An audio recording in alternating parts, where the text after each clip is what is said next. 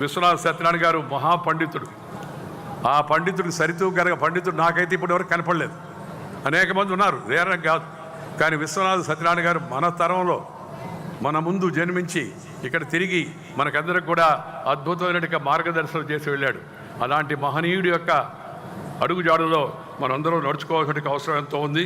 ఇక మరింత సమయం కూడా తీసుకోకుండా ఇందాక అనుకుంటున్నాం, గతంలో మీటింగ్ అంటే రాత్రి 12-1 గంట దాకా జరిగేది. నాకు బాగా గుర్తు, జయాంధ్ర ఉద్యమంలో తిరిగేవాడిని నేను. పెద్ద పెద్ద వాళ్ళందరూ రచ్చన గారు, తెనేటి విశ్వనాథం గారు, అలాగే ఇక్కడ శంకర్ సత్యనారాయణ గారు, వీరాచారి గారు, అందరు నాయకులు ఉండేవాళ్ళు. జీసీ కొండయ్య గారు మాట్లాడుతూ ఉంటే నాకు ఆఖరణ ఛాన్స్ ఇచ్చేవాళ్ళు.